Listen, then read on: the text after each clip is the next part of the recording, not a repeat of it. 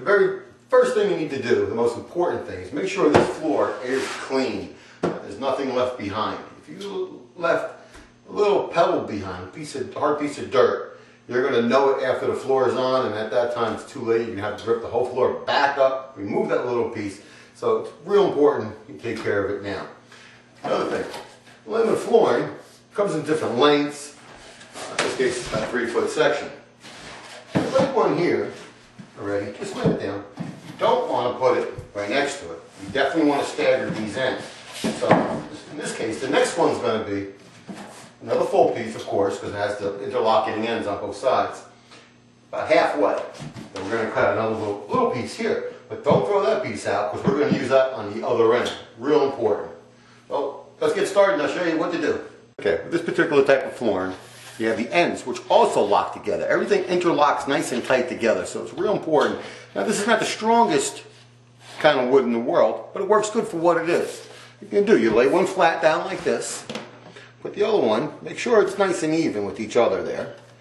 Otherwise, put it in on a nice angle like that, maybe like about a 40-degree angle, and just push it down. Now, as you're laying it down, if you can see this gap is opening up, you got to put a little bit more pressure on it, and give it a couple whacks, and good as new. You can't even see that. Also, on the edges here, a lot of times they get a little torn up. Well, like this one here, you gotta make sure you pull that piece out, because otherwise, when you start putting more flooring on it, that little piece right there would give you such a headache. So make sure that's off. Here's a nice big tip for you.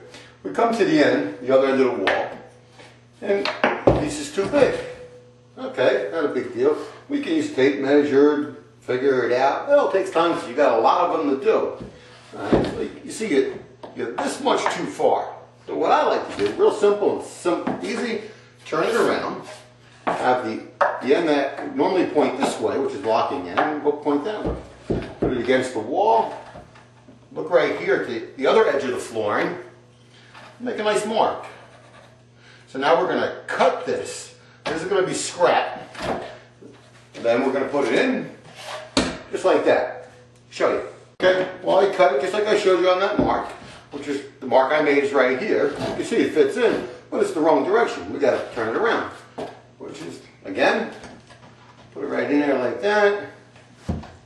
Hold a little pressure on it, and down. And you can see, nice, perfect fit. No tape measure needed for that one, which takes time. You got a lot of them to do. All right, just remember when I told you, we're ready to start a whole nother course. But we can't put another full one on it because the ends of it will meet up together. So what I went and did, I cut a piece just in half. I took this one half, and I'm going to lay it down. And we're going to continue to go that way all the way to the wall, cutting the piece like I just showed you.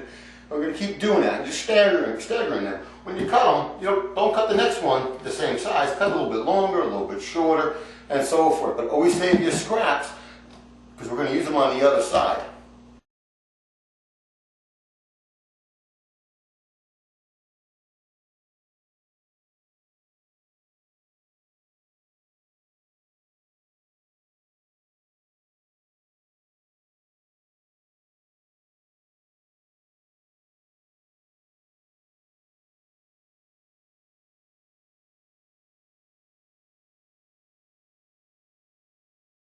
Well, all done with our floor. Look at that thing. Oof, that looks nice. Only took a couple hours to put down. Not a big deal at all. Pretty easy to do. Just remember, when you cut the floor to the wall, make sure you leave about a 1/4 inch gap or so on both sides, because it is wood and it does want to expand.